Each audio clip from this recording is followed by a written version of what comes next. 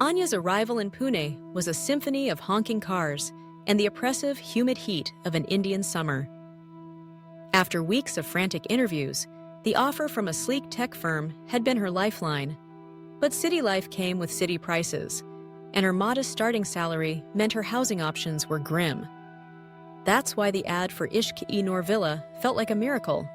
The photograph showed a grand, if slightly faded, colonial-era structure nestled in a surprisingly quiet lane, its garden a wild, lush contrast to the concrete just beyond its walls.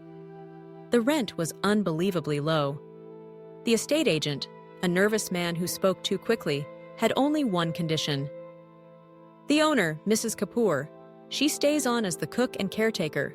She lives there with her daughter. You will have the east wing to yourself. They keep to themselves, very quiet. It sounded perfect. The villa in person was even more imposing. The white paint was peeling, and the garden was more overgrown than the photo suggested, but it had a weary grandeur that Anya immediately loved. A woman answered the door, Mrs. Kapoor. She was a tall, gaunt woman in her late 50s, her hair pulled back in a severe bun, her face a landscape of fine lines and silent sorrow. She didn't smile. She merely nodded, her dark eyes assessing Anya with a flat, emotionless gaze, before she turned and led the way inside without a word. The house was a museum of silence. Sunlight streamed through tall, dusty windows, illuminating floating motes of dust. Her room was spacious, with high ceilings and a large four-poster bed.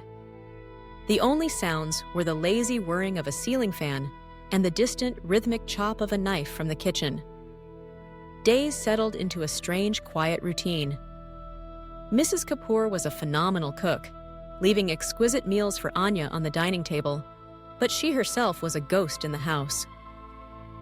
She moved with a silent, efficient grace, her presence announced only by the smell of spices or the soft click of a closing door. Anya tried to make conversation, asking about the city, the house's history, but her inquiries were met with monosyllabic answers, or a simple, silent stare before Mrs. Kapoor would retreat back into the shadows of the house. It was on the third evening that Anya saw the girl. She was coming down the grand staircase when a movement in the hallway below caught her eye. A child, no more than 7 or 8, was sitting on the bottom step, drawing in a large sketchbook with a red crayon. She had large, luminous, dark eyes and 2 long, dark braids that hung over the shoulders of her faded yellow frock. She was so focused on her drawing, she didn't look up. Anya smiled. This must be the daughter. She descended the rest of the stairs softly, not wanting to startle her. "Hello there," she said, her voice gentle. The girl's head snapped up. She didn't smile. She simply stared at Anya with an unnerving intensity, her eyes wide and unblinking. Then, without a sound, she snapped her sketchbook shut, clutched it to her chest, and darted around the corner towards the kitchen, vanishing from sight. Anya thought little of it. Perhaps the child was shy. But the sightings continued.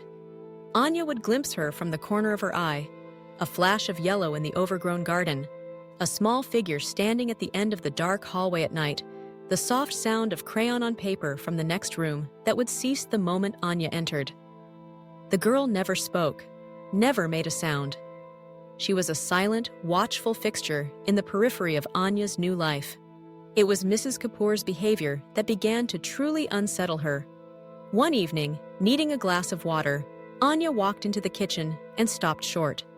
Mrs. Kapoor was at the small wooden table, setting down 2 plates of food. She sat in one chair and began to eat, her movements mechanical. She paused, looked at the empty chair opposite her, and pushed a bowl of dal towards it. "You need to eat more, Meher," she murmured, her voice a low, husky thing, rusted from disuse. "You are getting too thin." Anya backed out silently, a chill creeping up her spine.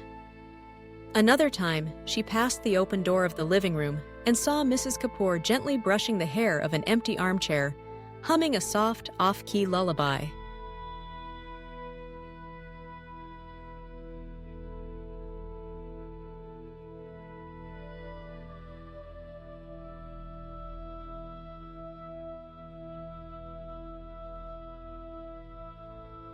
The dissonance was terrifying. The silent, spectral child only she seemed to fully see. And the mother living in a delusion, caring for a daughter who was either invisible or didn't exist. Anya began to question her own sanity. The stress of the new job, the isolation in this big old house, was it making her imagine things? The breaking point came one night. A storm raged outside, rattling the window panes. Anya, unable to sleep, went downstairs for tea. As she passed the grand hallway window, a flash of lightning illuminated the garden, and there, standing directly under the large, twisting gulmohar tree, its branches thrashing in the wind, was the little girl. She wasn't looking at the storm. She was looking directly at Anya's window, one small hand raised, pointing insistently down at the roots of the tree. The next flash of lightning came, and she was gone. Trembling, Anya knew this was more than imagination. The next day, a Saturday, the sun was shining brightly, bleaching the terror from the night before, but the memory of that small, pointing hand was indelible. Armed with a rusty trowel she found in a shed, her heart hammering against her ribs, she went to the spot under the tree. The earth was soft from the rain. She dug, feeling foolish and terrified. She didn't know what she was looking for. A toy? A keepsake? Her trowel hit something metallic with a dull clink. She scrabbled at the dirt with her hands, pulling out a small, heavily rusted biscuit tin. The logo was faded almost to nothing. Inside, wrapped in a disintegrating plastic bag, was a child's drawing. It was done in wax crayon. 3 stick figures, one tall with an apron, labeled Mummy, one small with 2 braids, labeled Me, and a larger figure with a black crayon scribbled over its head, holding a jagged red object. The paper was mottled with dark, rusty stains that soaked through the crayon wax. And at the bottom, in a child's careful, unsteady script, were the words, "He hurt us. Help Mama forget." Beneath it, preserved by the tin, was a brittle, yellowed newspaper clipping. The headline was a punch to the gut: "Double murder-suicide rocks Quiet Poon neighborhood." The article detailed the tragedy that had occurred at Ishq-e-Noor Villa 22 years prior. The cook, Rajesh Kapoor, in a fit of drunken rage, had murdered his wife, Suman, and their 7-year-old daughter, Meher, before hanging himself from the gulmohar tree in the garden. Anya sat back in the dirt, the world tilting around her. Mrs. Kapoor wasn't the cook. She was Suman. The grief had been so cataclysmic that her spirit had refused to move on, creating a prison of perpetual routine to shield herself from the horrifying truth. She was the ghost, endlessly reenacting the last moments of her life, waiting for a husband who would never come home, and caring for a daughter she could no longer see. And Meher. Her spirit was trapped too, but she was aware. She was trying to break her mother's delusion, to make her remember, so they could both be free. But a ghost trapped in a memory could not see another ghost. Only a living person could. And Anya understood why she could see Meher so clearly when no one else could. It was the reason she had always felt a deep, resonant sadness in the girl's presence. It was because she, too, had once been a little girl standing in a hospital room, holding her mother's hand, unable to make her own younger sister, lost to a sudden fever, wake up. Her childhood had been marked by a loss so profound it had thinned the veil between the worlds for her. She wasn't just a paying guest, she was a beacon for lost souls. That evening, the house felt heavier than ever. Anya found Suman in the kitchen, meticulously wiping the already clean counter.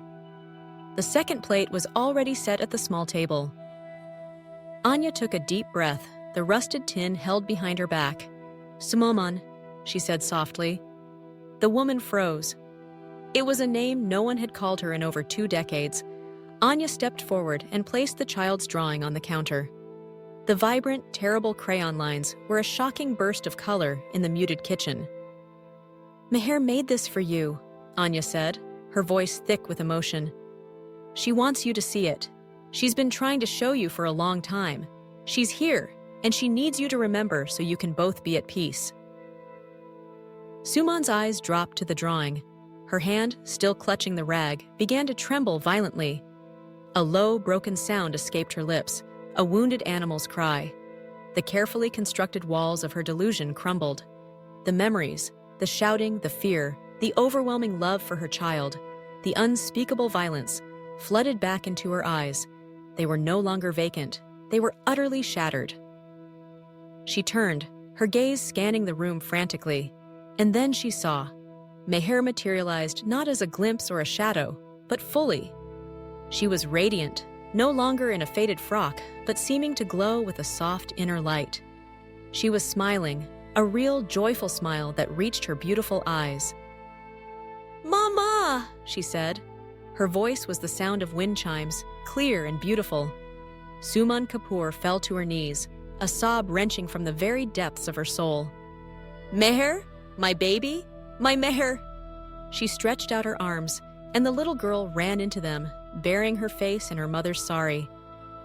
Anya watched through tears as Suman rocked her daughter, weeping, whispering apologies and endearments, finally holding the child she had been desperately, heartbreakingly pretending to care for all these years. A warm golden light began to fill the kitchen, emanating from the two of them. It grew brighter, washing out the colors of the room. Suman looked up at Anya, her face transformed, every line of sorrow erased by a profound and grateful peace. "Thank you," she whispered. Then, together, mother and daughter faded, not with a disappearance, but with a feeling of perfect final closure. The light dimmed, and the kitchen was just a kitchen again. The oppressive silence was gone, replaced by a gentle, peaceful emptiness. Anya stood alone for a long time. The villa was just a house now. The ghosts had finally gone home. She moved out a week later. As she locked the door of Ishq-e-Noor Villa for the last time, she glanced at the gulmohar tree. Its branches seemed lighter, swaying gently in the breeze, as if free of a great weight. Anya had come to the city for a job, but she had left with a gift far greater. The profound understanding that some connections transcend the boundaries of life and death, and that the greatest kindness one soul can offer another is the gift of peace.